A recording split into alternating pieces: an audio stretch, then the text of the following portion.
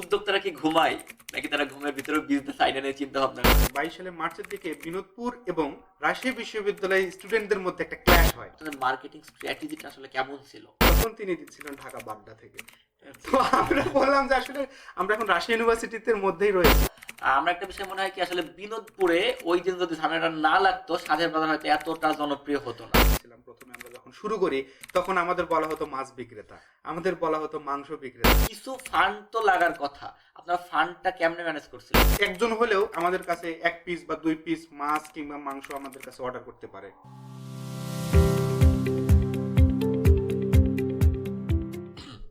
Rajan, the joule কিবলি ইনসাইটসে স্বাগতম। কেমন আছেন? ধন্যবাদ জুলকিবলি, আমি আলহামদুলিল্লাহ ভালো আছি। আপনি কেমন আছেন? আলহামদুলিল্লাহ। উদ্যোক্তারা কি ঘুমায় নাকি তারা ঘুমের ভিতরে বিজনেস আইডিয়া নিয়ে চিন্তা ভাবনা করে? সুন্দর প্রশ্ন করেছেন। একটি প্রবাদ আছে যে অভাববোধ মানুষকে উদ্যোক্তা হতে সাহায্য করে। তো মানুষ যখন অভাববোধের কারণে নতুন কিছু চিন্তা ভাবনা করে সেটাকে আমরা সাধারণত উদ্যোক্তা বলি।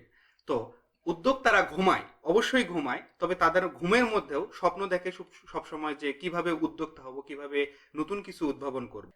আমি মূলত সাধের বাজার নিয়ে জানতে চাই, আইডিয়াটা কোথা থেকে আসলো? অভাববোধ থেকেই কি? অবশ্যই আমরা প্রথমে চিন্তা ভাবনা করেছিলাম টিউশনি করাবো। তো এই জন্য আমরা রাতের বেলা আমি নিজে কিছু পোস্টার ডিজাইন করি এবং পরের দিন সকালবেলা ছুটির দিন থাকায় আমরা বিভিন্ন অলি গলি বিভিন্ন জায়গায় আনাচে কানাচে আমরা পোস্টার লাগিয়েছিলাম। তো সেক্ষেত্রে যখন পোস্টার লাগালাম আমরা 1 মাস অপেক্ষা করলাম, কোনো ধরনের সাড়া পেলাম না, কোনো ধরনের কল পেলাম না। একটা কল পেয়েছিলাম, কিন্তু সেটা অফার করেছিল মাত্র 1500 টাকা, যেটা দিয়ে আসলে আমাদের পথ খরচও হবে কিনা সন্দেহ আছে। তো এইটা থেকে আমরা চিন্তা ভাবনা করলাম যে আসলে গদবাঁধা নিয়ম থেকে আমাদের বেরিয়ে আসতে হবে, আমাদের ঢুকতে হবে নতুন কিছু উদ্যোক্তা হওয়ার জন্য। তো আমরা আসলে এটা তখনও চিন্তা ভাবনা করিনি যে আমরা স্বাদের বাজার প্রতিষ্ঠা করব। আমরা 5-7 জন বন্ধু মিলে আমরা সবসময় রান্না করে খেতাম মাঝে মাঝে। তো রান্না করার জন্য আমরা যখন যেতাম তখন যখন আমরা মুরগি কিনতাম তখন আমাদের পুরো একটা মুরগি কিনতে হতো, যেটা আসলে আমাদের জন্য একবেলা খাওয়ার জন্য খুবই কস্টলি, তাই না? আমি যখন একটা বিষয় কি আমাদের তো ফ্রিজ হতে থাকে না, সো ব্যাচেলারদের জন্য এটা খুবই কষ্টের। আর একটা বিষয় আমরা বাংলাদেশি, তো আসলে আমরা দোকানে গিয়ে যে বলবো যে আমাকে 100 মাংস দেন, এটা খুব লজ্জার একটা বিষয়। খুব লজ্জার বিষয়। তো এই ক্ষেত্রে আমরা যখন মাংস কিনতে যেতাম আমাদের দরকার হতো ধরেন 400 গ্রাম, কিন্তু আমরা এক প্রকার জিম্মি বা বাধ্য হতাম আমাদের 2 কেজি মাংস নেওয়ার জন্য, যেটা আমাদের জন্য খুবই ব্যয়বহুল। তো আমরা এখন একদিন খেতে খেতে আমরা চিন্তা ভাবনা করলাম যে আসলে এটা কিভাবে পুনরুদ্ধার করা যায় বা কিভাবে এটা থেকে বেরিয়ে আসা যায়। হঠাৎ করে চিন্তা ভাবনা করলাম যে কেন না আমরা এটা শুরু করি, আমরা এটা উদ্ভাবন করি যে এখানে আমাদের কাছে যে কেউ যে একজন হলেও আমাদের কাছে 1 পিস বা 2 পিস মাছ কিংবা মাংস আমাদের কাছে অর্ডার করতে পারে। তো 22 সালের মার্চের দিকে বিনোদপুর এবং রাজশাহী বিশ্ববিদ্যালয়ের স্টুডেন্টদের মধ্যে একটা ক্ল্যাশ হয়। হ্যাঁ, বড় একটা ঝামেলা হয় এবং খুবই রক্তাক্ত অবস্থা তৈরি হয়, যার কারণে সবাই আসলে বিনোদপুর, আমাদের রাজশাহী ইউনিভার্সিটির স্টুডেন্টরা বিনোদপুরকে বয়কট করতে থাকে। তো আমরা চিন্তা ভাবনা করেছিলাম যে এর আগে কিন্তু আমরা 22 ফেব্রুয়ারি আমরা আমাদের বিজনেস স্টার্ট আপ শুরু করেছিলাম। তো যখন দেখলাম যে ক্লাস শুরু হয়েছে আমরা এইটা সুযোগ নিলাম। আমরা ভাবলাম যে কেন না বিনোদপুরে আসলে বিনোদপুরে কি বলবো, বিনোদপুরে এ ধরনের সুযোগ সুবিধা পাওয়া যায় না যেটা স্বাদের বাজার প্রোভাইড করে। তো আমরা চিন্তা ভাবনা করলাম বিনোদপুর এই ক্লাসটাকে কেন্দ্র করে আমরা একটা নতুন স্ট্র্যাটেজি তৈরি করি। তো আমরা এই ক্ষেত্রে বিনোদপুর যেদিন মারামারি হয় সেদিন রাতেই আমরা স্বাদের বাজারকে নতুনভাবে লঞ্চ করি, বিশ্ববিদ্যালয় পরিবারে আমরা পোস্ট করি এবং সেখান থেকে আলহামদুলিল্লাহ আমি বলতে চাই যে 1 রাতের মধ্যে আমাদের 2500 ফলোয়ার তৈরি হয়েছে। এখান থেকে আসলে স্বাদের বাজারের উদ্ভাবন শুরু হয়েছে। হ্যাঁ, অবশ্যই আমি দেখছিলাম, বিষয়টা খুবই ইন্টারেস্টিং লাগছিল, আসলে মার্কেটিংটা খুবই সুন্দর ছিল। আমরা একটা বিষয় মনে হয় কি আসলে বিনোদপুরে ওই দিন যদি ঝামেলাটা না লাগতো সাধের বাজার হয়তো এতটা জনপ্রিয় হতো না। হ্যাঁ, বলতে পারেন, এটা বলতে। আপনারা অন্তত 7 জন বন্ধু মিলে সাধের বাজার শুরু করছিলেন। আচ্ছা, একটা কথা বলেন, এই যে 7 জন কেন? অর্থাৎ আমি বলতে চাই আপনাদের কেন মনে হলো এই 7 জন সুটেবল? এখানে তো আমিও আসতে পারতাম না। তো আসলে কেমনে আপনারা এই 7 জনকে সিলেক্ট করলেন? এখানে একটা ইন্টারেস্টিং গল্প আছে, সেটা হলো আপনি হয়তো বা জানেন যে ফার্স্ট ইয়ারে আসলে বন্ধুর সংখ্যা আসলে কেমন হয়, বাড়ে, এরপর আস্তে আস্তে কমে থাকে। তো আমরা যখন ফার্স্ট ইয়ারে আমাদের একটা নির্দিষ্ট গন্ডি ছিল, যেমন আমরা এই 7 জনে ঘোরাফেরা করব বা এই 7 জনে আমাদের খুব ভালো আন্ডারস্ট্যান্ডিং আছে। তো আমরা 7 জনেই শুরু করেছিলাম। আমরা যে 7 জন ছিলাম একত্রে একটা গ্যাং বলা যায়, যে 7 জনে আমরা শুরু করেছিলাম স্বাদের বাজার। তো আমাদের মনে হয়েছিল যে আমরা 7 জন যেহেতু আমাদের আন্ডারস্ট্যান্ডিং ভালো, আমরা সবসময় একসঙ্গে ঘোরাফেরা করতাম, একসঙ্গে রান্না বান্না করতাম, তো তখন থেকে আসলে স্বাদের বাজার এই 7 জন দিয়েই শুরু করা। ছাদের বাজার যেহেতু শুরু করছিলেন আর মাছ মাংস সবজির বিষয় ছিল, সো ফ্রিজ লাগার কথা, এরপরে আসলে আনুষঙ্গিক অনেক খরচ থাকে। আমরা যদি একটা ব্যবসা শুরু করি, এরপরে যদি সেটা এক পিস মাছ এক পিস মাংস এই টাইপের বিজনেস হয়, তাহলে আসলে ফ্রিজটা মনে হয় কম্পালসারি হয়ে যায়। হ্যাঁ, সো কিছু ফান্ড তো লাগার কথা, আপনার ফান্ডটা কেমনে ম্যানেজ করছিলেন? আমরা শুরু করেছিলাম 7 জনের 700 টাকা দিয়ে, মানে 100 টাকা করে পার পার্সন, যেটা প্রথম দিন আমাদের 700 টাকাও কাজে লাগেনি। আমরা প্রথমের দিনে আমাদের এটা হলো কি home delivery, cash on delivery. তো যেহেতু আমরা ক্যাশ অন ডেলিভারিতে দিয়েছিলাম, তো আমরা জাস্ট মাংস কিনতাম এবং মাংস আমরা ডেলিভারি দিতাম। পরবর্তীতে আমরা প্রয়োজন বোধ করলাম ফ্রিজের। আমরা এভাবে শুরু করলাম। 1 বছর যাওয়ার পরে আমরা চিন্তা ভাবনা করলাম যে না, এভাবে গেলে হবে না। যেহেতু আমরা যখন মাংস কিনে আমরা দিচ্ছি, তখন আমরা কিছু উদ্বৃত্ত বেঁচে যায়, আসলে মুরগির বা মাছের কিছু উদ্বৃত্ত বেঁচে যায়, যেগুলো আমরা আসলে রাখতে পারি না, সেগুলো আমাদের কম প্রাইসে সেল করতে হতো। পরবর্তীতে চিন্তা ভাবনা করলাম যে এটা থেকে একটু কোনো কিছু করা যায় কিনা, আমরা ফ্রিজ কিনতে পারি কিনা। পরবর্তীতে আমরা 1 মাসের প্রফিট দিয়ে আলহামদুলিল্লাহ আমরা একটা ফ্রিজ কিনেছিলাম এবং আমরা অফিস দিয়েছিলাম। এখন আমাদের অফিস আছে নিজস্ব, আমাদের ফ্রিজ আছে। সেখানে একটা বিষয় বুঝলাম, আপনি বললেন আমরা 700 টাকা দিয়ে শুরু করছিলাম। আসলে 7 জন যদি 100 টাকা করে দিই, 700 টাকা বিগ ডিল না। সো আমরা একটা প্রচলিত কথা শুনি যে উদ্যোক্তা হইতে হইলে বা কোন একটা স্টার্ট আপ শুরু করতে হইলে অনেক বেশি টাকা পয়সার প্রয়োজন। এটা আসলে ভুল ধারণা। আমরা যদি চাই তাইলে ক্ষুদ্র টাকা পয়সা দিয়েও শুরু করা যায়। অবশ্যই উদ্যোক্তা হতে গেলে আপনার যে অনেক বেশি অ্যামাউন্ট লাগবে ইনিশিয়ালি, এটা এমন না। আপনি উদ্যোক্তা হতে পারলে 1 টাকা দিয়ে উদ্যোক্তা হওয়া যায়। আপনার যদি চিন্তা ভাবনা সৎ থাকে, আপনার যদি চিন্তা ভাবনা সেই রকম পজিটিভ থাকে, আপনি 1 কোটি টাকা দিয়ে উদ্যোক্তা হতে পারেন, আপনি 1 টাকা দিয়ে উদ্যোক্তা হতে পারেন, আপনি বিনা টাকা দিয়েও এখন উদ্যোক্তা হতে পারেন। খুবই সুন্দর বিষয়। তো স্বাদের বাজার শুরু করলেন, এই যে ডেলিভারি বিষয়গুলো ছিল, কখনো কোনো মজার ঘটনা মনে পড়ে? যেহেতু বিষয়টা একটু মজার না, যে আমার একটা আলু লাগবে, 1 পিস মাংস, 1 পিস মাছ, So, একটু মজার বিষয়। তো কোন মজার ঘটনা মনে পড়ে কি ডেলিভারি করতে গিয়ে? হ্যাঁ, এরকম অনেক মজার ঘটনা আছে। সেটা হলো অর্ডার নিয়ে একটা ঘটনা আছে। সেটা হলো আমরা প্রথমে মাছ মাংস দিয়ে শুরু করেছিলাম, পরবর্তীতে দেখলাম যে গরুর মাংসের চাহিদা আছে। যেহেতু আমরা স্টুডেন্ট, অনেকদিন বাসায় যাই না, আসলে বাসা ছাড়া তো আর গরুর মাংস সেভাবে খাওয়া হয় না। তো এখানে আমরা যদি একটা সিস্টেম চালু করতে পারি যে আমাদের 200 গ্রাম মাংস দরকার, গরুর মাংস। 200 গ্রাম গরুর মাংস আপনি যেখানে চাইবেন সেখানে আপনাকে মুখ থুবড়ে পড়তে হবে, আপনাকে লজ্জায় মাথা নিচু করে আসতে হবে। তো সেই সিস্টেমটা আমরা চালু করেছিলাম, 200 গ্রাম মাংস, গরুর মাংস। এখানে আমরা ভালোভাবে আমাদের পেজটা, তখন আমাদের বিজনেস তখন স্ট্যান্ড আপ, হ্যাঁ, খুব ভালোভাবে চলছিল। তখন আমি একটা অর্ডার পেয়েছিলাম, সেদিন আমার ডিউটি ছিল। আমি একটা অর্ডার পেয়েছিলাম, সেখানে একজন কাস্টমার আমাদের কাছে প্রায় 2.5 কেজি মাংস অর্ডার করে।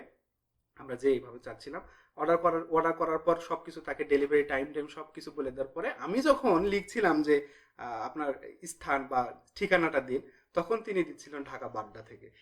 তো আমরা বললাম যে আসলে আমরা এখন রাজশাহী ইউনিভার্সিটিতে মধ্যেই রয়েছি, ঢাকাতে আমরা শিফট করব অবশ্যই সামনে। এই কথা বলার পর তার সঙ্গে খুব আসলে হাস্যরসাত্মক, তিনি আমাদের খুবই প্রশংসা করলেন যে আমরা এই ধরনের নতুন একটা স্টার্ট আপ নিয়েছি। সো স্বাদের বাজার যদিও বন্ধ হয়ে গেছে, এখন পর্যন্ত ক্যাম্পাসে জনপ্রিয়, এবং আমরা তখন দেখছিলাম তখন আরো জনপ্রিয় ছিল। সো আপনাদের মার্কেটিং স্ট্র্যাটেজিটা কেমন ছিল? প্রথমে পরিচিতি পাইতে একটু তো কষ্ট হয়, হ্যাঁ।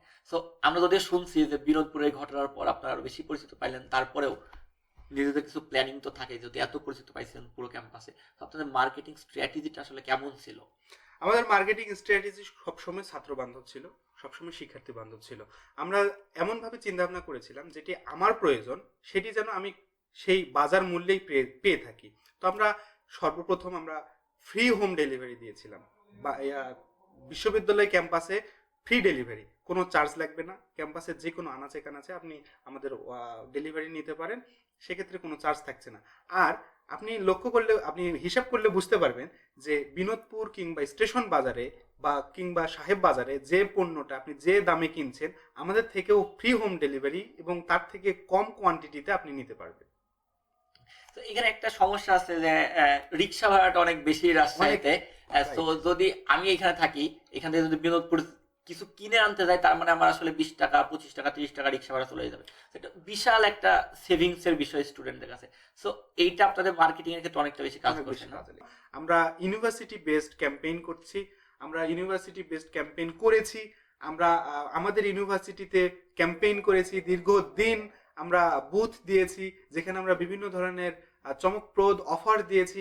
একটি কিনলে আরেকটি ফ্রি, একদিন কিনলে 5 দিন ডেলিভারি চার্জ ফ্রি, এই ক্ষেত্রে আমরা অনেক কিছুই চেষ্টা করেছিলাম। আমরা চেষ্টা করেছিলাম বেগম রোকেয়াতে আমরা আমাদের ফ্র্যাঞ্চাইজি রাখার জন্য এবং ব্রাঞ্চ রাখার জন্য আমরা চেষ্টা করেছিলাম হাজী দানেশ, আমরা চেষ্টা করেছিলাম চট্টগ্রাম ইউনিভার্সিটি, আমরা ঢাকা ইউনিভার্সিটিতে চেষ্টা করছি। এখন সামনে কিছুদিন পজ রাখার কারণে আমাদের সাময়িক কার্যক্রম স্থগিত রয়েছে।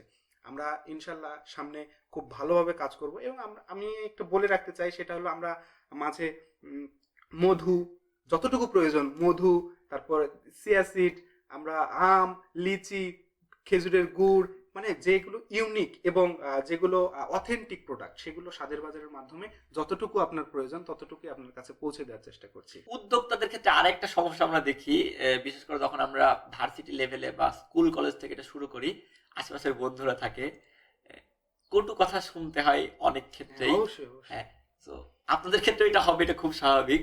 তো আপনারা তো শুনছিলেন, ওই মোমেন্টটা আপনারা কেমনে ওভারকাম করছেন, কিংবা যখন কোনো কথা শুনতেন এটা আসলে হজম করতেন কেমনে, বা এটা আসলে এইটা মেনে নিয়ে আপনারা যে ব্যবসাটা চালাই গেছেন এটা আসলে কেমনে সম্ভব হয়েছিল?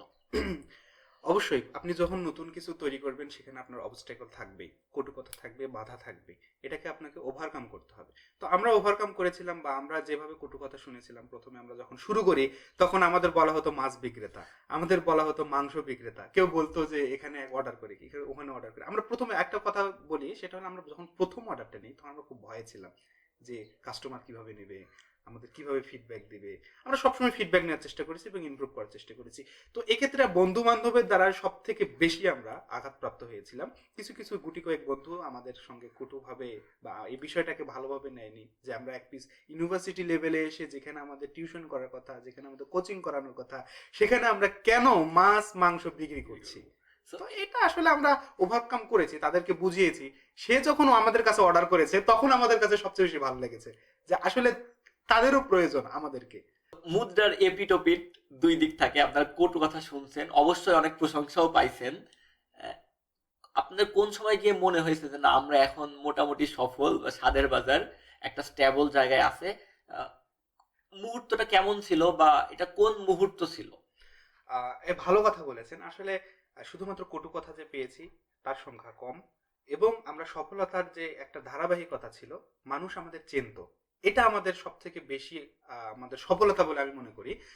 আমি যখন হলে উঠি তখন বলতো তুমি স্বাদের বাজারের একজন পার্টনার না, তোমার স্বাদের বাজার আছে না। আমি যখন রাস্তা দিয়ে যেতাম, তোমার স্বাদের বাজার আছে না। আমার টিচাররা বলতো তোমার স্বাদের বাজার আছে না, তুমি এত একজন উদ্যোক্তা। আমি যখন ভাইবা বোর্ডে গিয়েছিলাম আমাকে উদ্যোক্তা সম্পর্কে প্রশ্ন করা হয়েছিল। আমি খুব মানে প্রফুল্লভাবে উত্তর দিয়েছিলাম যে আমি একজন উদ্যোক্তা, নিজের বলার মতন একটা কিছু আছে যে আমি একজন উদ্যোক্তা। এটি আসলে সফলতার একটা সংজ্ঞা হতে পারে, যে আমার নিজের কিছু আছে, অন্যের কিছু না। সবকিছু অনেক ভালো চলছিল, প্রশংসা পাইতে শুরু করলেন, প্রফিটও হচ্ছিল, স্বাদের বাজার হঠাৎ বন্ধ কেন হয়ে গেল? এটার পেছনে একটা স্যাড স্টোরি আছে। সেটা হলো আসলে বাংলাদেশের কনসেপ্টে আমাদের যতই উদ্যোক্তা হই, মানে পারিপার্শ্বিক একটা চাপ থাকে চাকরিমুখী হওয়া। এখন আমরা যেহেতু এখন 4th ইয়ারে উঠতে যাচ্ছি বা 3rd ইয়ারের শেষের দিকে, তো এক্ষেত্রে আমাদের ফ্যামিলিগতভাবে চাপ থাকে যে একটা ভালো কিছু চাকরি পাওয়া। তারা আসলে এই উদ্যোক্তাকে নিয়ে, অবশ্যই আমার ফ্যামিলি অবশ্যই আমাকে অনেকভাবে সাপোর্ট দিয়েছে, কিন্তু এটা তারা চায় না যে আমি এভাবে সারা জীবন আসলে এই স্টেবল থাকি, এভাবেই মাছ মাংস বিক্রি করি। তো আমাদের চিন্তা ভাবনা ছিল অনেক বড়, যে আমরা বিভিন্ন ইউনিভার্সিটিতে আমরা আমাদের ব্রাঞ্চ, স্বাদের বাজারের ব্রাঞ্চ রাখবো। তো সেক্ষেত্রে আমরা সেভাবে এগোচ্ছিলাম, এবং আমাদের সামনে বাধা হয়ে দাঁড়ায় আমাদের পড়াশোনা। যেমন আমরা যখন স্বাদের বাজার চালু করি তখন আমরা ছিলাম ফার্স্ট ইয়ার এবং সেকেন্ড ইয়ারে। তখন আমরা ফার্স্ট ইয়ার এবং সেকেন্ড ইয়ার খুব ভালোভাবে চালাচ্ছিলাম, তখন পড়াশোনার প্রেশারটা কম ছিল। এখন যত দিন দিন আমাদের সিনিয়রিটি বাড়তেছে, প্রেশার তখন আবার প্রেশার আমাদের বাড়তেছে। তো এক্ষেত্রে আসলে সময় মেনটেন করা খুবই কষ্টদায়ক, এবং স্বাদের বাজার নিয়ে থাকলে শুধুমাত্র স্বাদের বাজার নিয়ে চিন্তা ভাবনা করতে হয়। যেমন আমি যদি উদ্যোক্তা হই, সবসময় আমার ধ্যান জ্ঞান, ওই যে আপনি প্রথমে একটা প্রশ্ন করেছিলেন উদ্যোক্তারা কি ঘুমায়, আসলে আমরা ঘুমাতে পারি না। আমাদের নতুন নতুন চিন্তা ভাবনা সবসময় নতুন, আর কি অ্যাড করা যায়, আর কি অ্যাড করা যায়। আমরা হাঁসের মাংস, আমরা হলো ছাগলের মাংস, আমরা কবুতরের মাংস, আমরা কোয়েল পাখি, এগুলো আমরা অ্যাড করতেছিলাম।